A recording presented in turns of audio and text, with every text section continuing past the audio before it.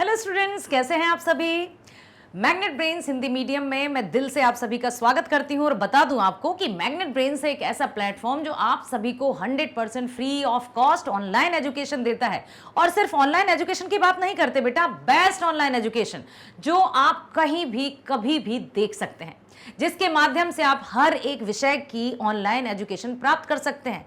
इसीलिए तो मैं कहती हूं कि अपने फ्रेंड्स को लिंक शेयर कीजिए ताकि वे भी पढ़ सकें, बहुत अच्छे से जान सकें। आप चाहो जितनी बार, आप चाहे जिस भी समय ऑनलाइन वीडियो देखिए और बेस्ट एजुकेशन के माध्यम से आप अपनी परीक्षाओं में तो अव्वल आएंगे ही, साथ ही साथ आगे आने वाली प्रतियोगी परीक्षाओं को भी आप क्रैक कर सकेंगे। चलिए अब चलते हैं इस वीडियो की तरफ। तो हमने अपनी पाठ्य पुस्तक किसलय भाग 3 का 14वां पाठ शुरू कर दिया है। नाम है पीपल, यस, और लिखा है गोपाल सिंह नेपाली जी ने। अब जिसने प्रीवियस वीडियो देखा है उसको पता ही होगा कि पीपल के वृक्ष की कितनी सुंदरता से कवि ने वर्णन किया है और बहुत सारे उसके तुलनात्मक बातें भी बताई हैं। साथ ही साथ ये भी बताया है कि जो पीपल का वृक्ष है वो कितना विशाल होता है और कितना उपयोगी होता है। अब यहाँ की मैं बात बता दूं आपको कि इस कविता में हमने पढ़ लिया है, तो यहाँ हम करने वाले हैं इसी कविता के मल्टीपल चॉइस क्वेश्चंस। तो जिसने प्रीवियस वीडियोस देखे हैं वो तुरंत जल्दी जल्दी मुझे जवाब देंगे, क्योंकि ये वीडियो होता है आपके लिए खास तौर से।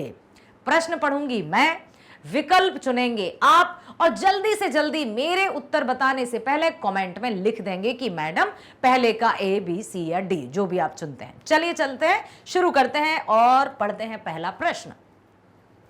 पहला प्रश्न, गोपाल सिंह नेपाली रचित कविता का नाम बताइए, क्या है? बताएं कौन सी कविता है। पहला विकल्प है बरगद, दूसरा है पीपल, तीसरा है आम, चौथा है नीम। तुरंत पीपल, बहुत बहुत बहुत बढ़िया, वेरी गुड। हाँ, अब हम चलते हैं अगले प्रश्न पर। पीपल शीर्षक कविता के कवि कौन है?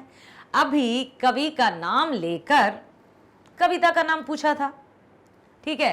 अब कविता का नाम लेकर कवि का नाम पूछा है। पहले कवि का नाम लेकर कविता का पूछा था क्या? हाँ, अब कविता का नाम लेकर कवि का पूछा है। अब बताइए कौन है इसके लेखक, कवि? पहला है गोपाल सिंह नेपाली, दूसरा है बिहारी, तीसरे हैं कबीर, चौथे अरुण कमल। कौन है? गोपाल सिंह नेपाली। बहुत सही जवाब, क्या बात है। अभी रुको, आप ये मत सोचो कि अरे इतने इजी क्वेश्चंस हैं मैडम, बहुत आंसर हमें आसानी से आ रहे हैं।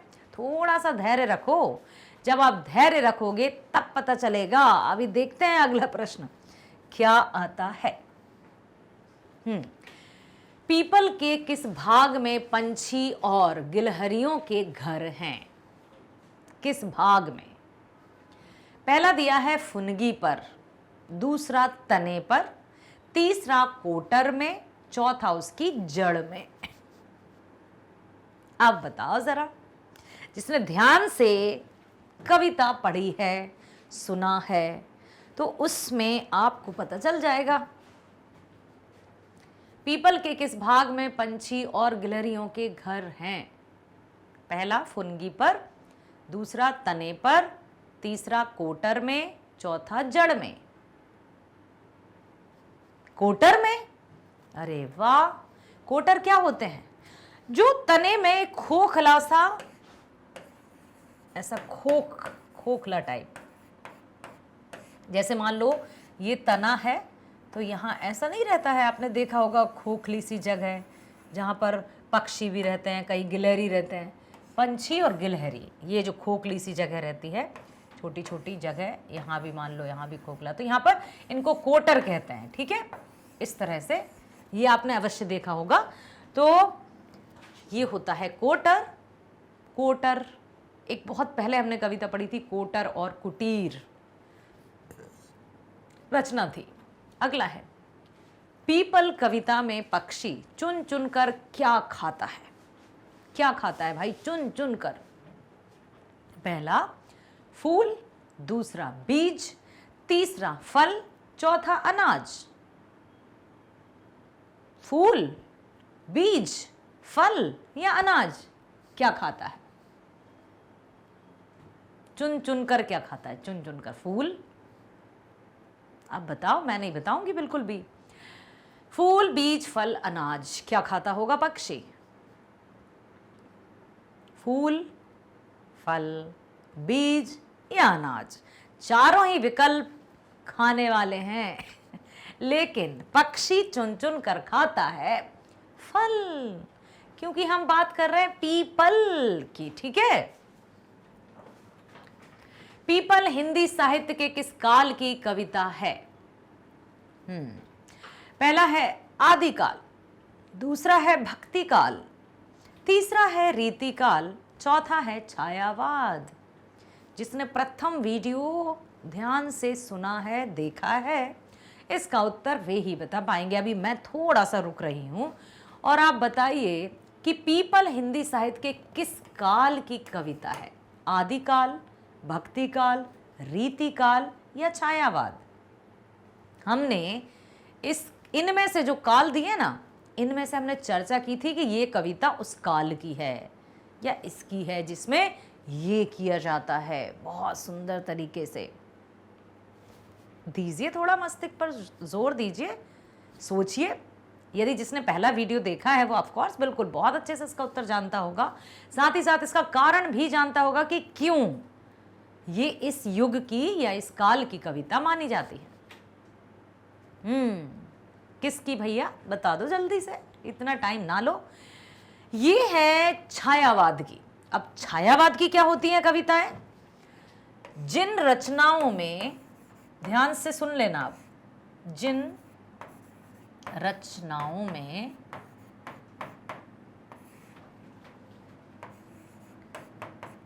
प्रकृति के सौंदर्य का वर्णन किया जाता है, ठीक है, का वर्णन किया जाता है,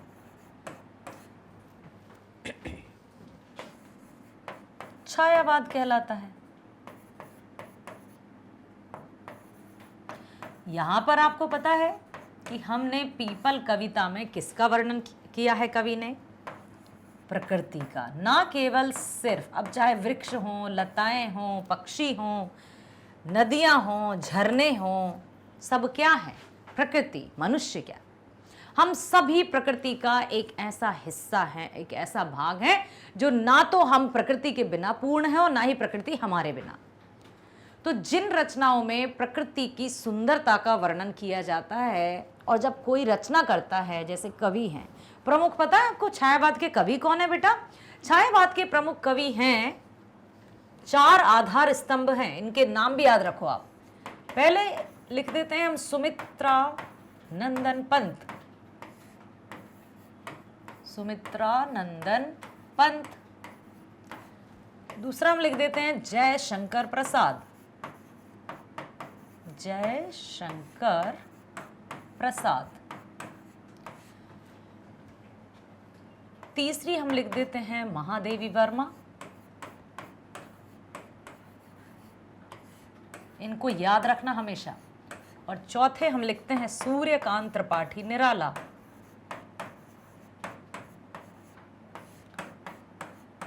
त्रिपाठी निराला। ये जो 4 हैं कवि, वो छायावाद के आधार स्तंभ माने जाते हैं, ठीक है। बाकी और भी बहुत सारे हैं रचनाकार जिन्होंने छायावाद की, जैसे अभी हम देखें गोपाल सिंह नेपाली जी भी छायावाद के कवि माने जाते हैं। लेकिन प्रमुख जो आधार स्तंभ हैं वो ये 4 हैं। पंत प्रसाद वर्मा निराला। तो ये कविता किस काल की है? छायावाद की है। छायावाद किसे कहते हैं? जिसमें प्रकृति का वर्णन हो, मन की भावनाओं का तालमेल प्रकृति के साथ बिठाकर रचना करना ही छायावाद कहलाता है। पीपल का वृक्ष किस गैस को उत्सर्जित करता है? कौन सी गैस को उत्सर्जित करता है? ग्रहण करता है नहीं लिया, क्या दिया है? उत्सर्जित करता है। पहला दिया है नाइट्रोजन, दूसरा ऑक्सीजन, तीसरा कार्बन डाइऑक्साइड, चौथा हाइड्रोजन। बताइए। Nitrogen, oxygen, hydrogen.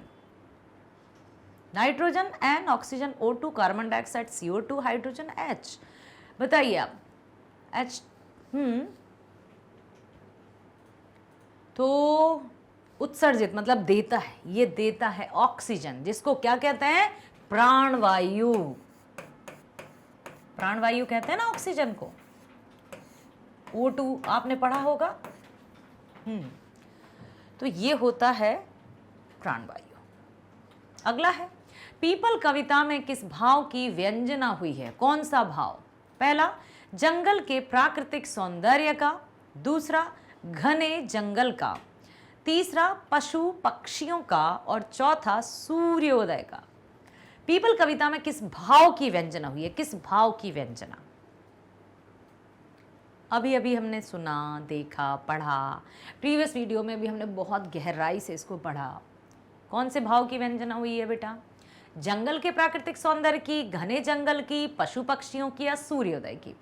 तो यदि हम बात करें तो जंगल अर्थात पूरा सब जंगल थे, बांस के पेड़, शाल के पेड़, नदी, झरने, तालाब, कमल, ये सब ऐसे कानन, कानन मतलब जंगल, पहली पंक्ति थी ना हमारी।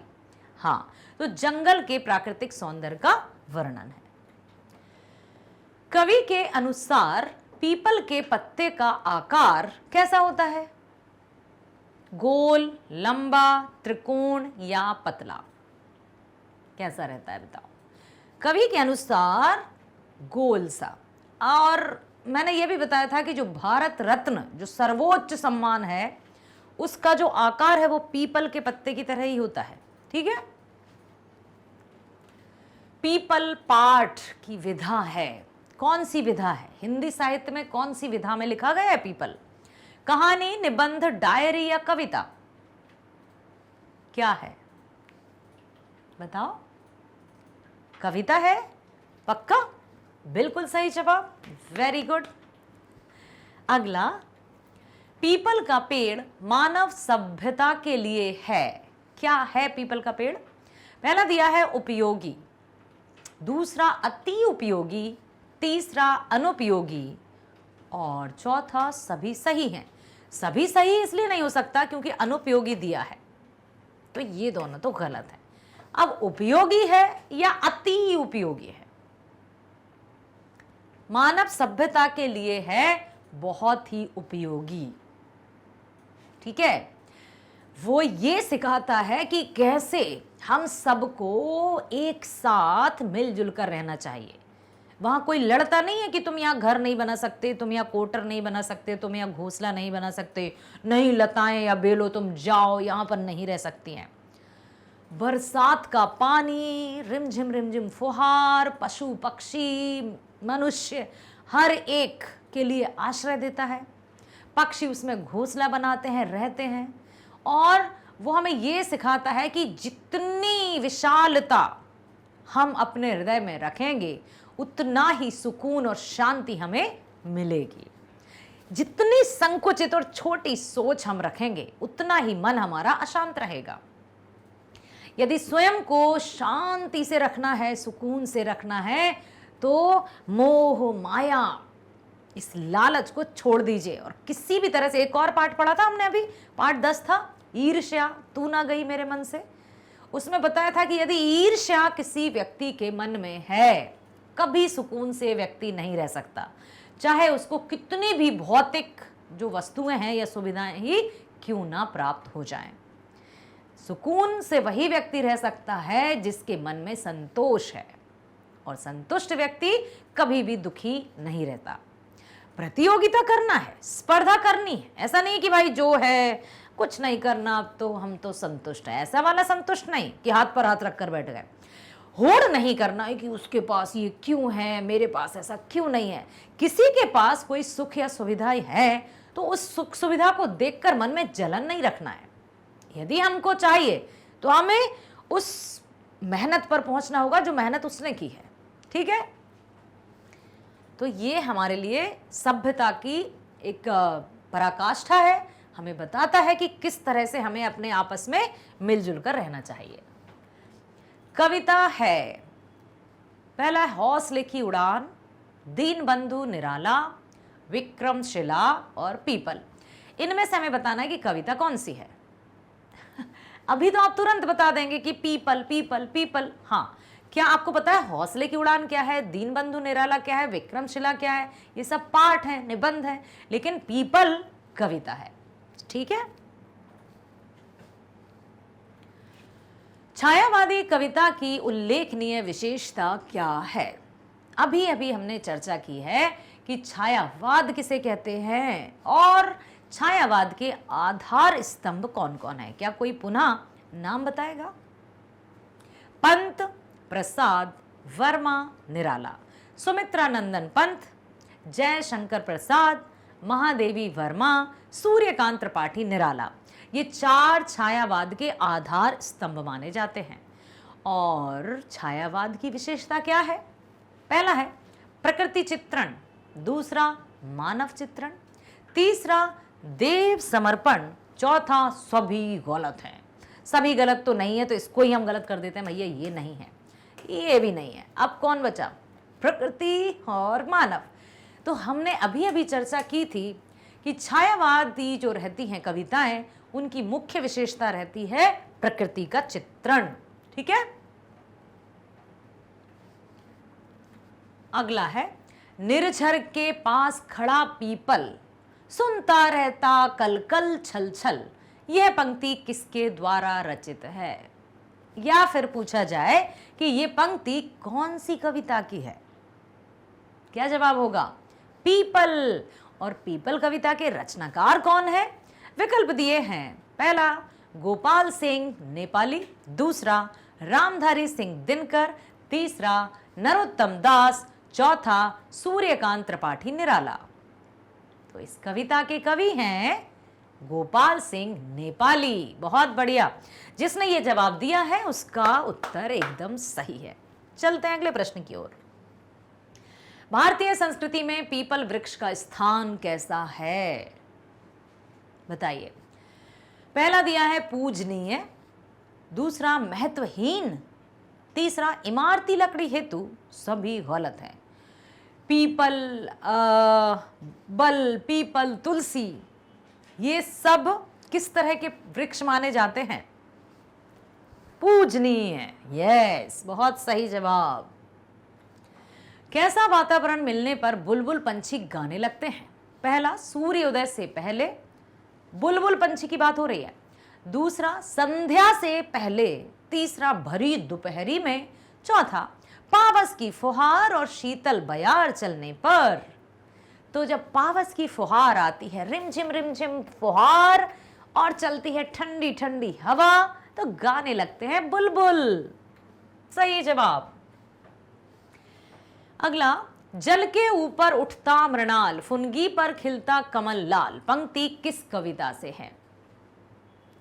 पहला दिया है पीपल, दूसरा बच्चे की दुआ, तीसरा झांसी की रानी, चौथा कर्मवीर। अब बताइए। अब यहां पर कभी कभी स्पेलिंग मिस्टेक्स दी रहती हैं ताकि आपको सही जवाब मिल सके, या भ्रमित करने के लिए कुछ लिखा रहता है, तो आपको सही जवाब पता है तो आप बताइए कौन सा है? पीपल। और आपने सही जवाब दिया है। इच्छा पूर्ति करने वाला काल्पनिक पेड़ को कहते हैं, क्या है? पहला है इच्छा पूर्ति पेड़, दूसरा मनोकामना पूर्ति पेड़, तीसरा कल्पतरु या काया कल्पतरु। जो इच्छा की पूर्ति करता है उसको कौन सा पेड़ कहा जाता है? उसको कहा जाता है कल्पतरु। कल्पतरु कहा जाता है। समुद्र मंथन जब हुआ था, आपको पता है क्या क्या उसमें से निकला था? हाँ बिल्कुल, ये 9 रत्न भी थे, फिर हीरा मोती, गाय, कामधेनु, कल्पतरु, ये सब विष, अमृत, सब किस तरह से महाकाल महादेव ने हलाहल को पी लिया था ताकि संपूर्ण सृष्टि की रक्षा की जा सके। तभी से भोलेनाथ का नाम नीलकंठ हुआ। ठीक है। कल्पतरु जो सभी इच्छाओं की पूर्ति करता है। तरु अर्थात वृक्ष होता है। पीपल कविता किससे परिचय कराती है? पहला प्रकृति के विविध रूपों से, दूसरा अपनों से, तीसरा पशु पक्षियों से, या फिर पड़ोसी से। बताओ। तो जो पीपल कविता है वो परिचय कराती है प्रकृति के विविध रूपों से, विभिन्न रूपों से, कि इतनी सुंदर है प्रकृति। एक बार प्रकृति को प्रकृति की नजर से देखकर तो देखो। मनुष्य क्या है, प्रकृति को अपनी दृष्टि से देखता है कि ये मेरे घर में अच्छा लगेगा, इस वृक्ष के पेड़, इस वृक्ष को काटा जाए, इसकी लकड़ियाँ बड़ी मजबूत होंगी, घर में ये बन जाएगा, ये बन जाएगा, इस तरह से देखता है। ये तोता, ये मोर कितने सुंदर है, मैं इनको कैद कर लूँ, अपने घर में रखूँ। तो वो जो मनुष्य की दृष्टि है वो उसे अपनी दृष्टि से देखता है। लेकिन हमें कैसा चाहिए, हमें प्रकृति को प्रकृति की नज़र से देखना है। ठीक है। पीपल कहाँ खड़ा है? पहला पहाड़ के पास, दूसरा मंदिर के पास, तीसरा ऊंचे टीले के पास, या चौथा निर्झर के पास। बताइए, पहाड़ के पास था, मंदिर के पास था, ऊंचे टीले के पास था, या निर्झर के पास था? यदि आप भ्रमित हो रहे हैं ऊंचे टीले या निर्झर में, तो वो निर्झर के पास ही था। पीपल शीर्षक कविता में किसका वर्णन है? शहर के सौंदर्य का, शहर के सौंदर्य का, या गांव के सौंदर्य का, वन्य प्रांत के सौंदर्य का, या कस्बा के सौंदर्य का? तो वन्य प्राण, कानन, जंगल, वन, इसी के सौंदर्य का वर्णन है पीपल कविता में। बहुत बढ़िया जवाब। ध्यानपूर्वक सुनेंगे, इसी तरह से हमारे साथ बने रहेंगे तो आपको किसी भी तरह से परेशानी नहीं होगी। और हर एक वीडियो को आप देखो, समझो, सुनो, ताकि जब परीक्षाएं हो तो चुटकियों में परीक्षा देकर आओ, और जब रिजल्ट आए तो खुशी से झूम उठो। प्यारे बच्चों, इसी तरह से बने रहना मेरे साथ मैग्नेट ब्रेन्स हिंदी मीडियम पर। मिलते हैं नेक्स्ट वीडियो में। स्वस्थ रहिए, खुश रहिए, bye bye, thank you so much.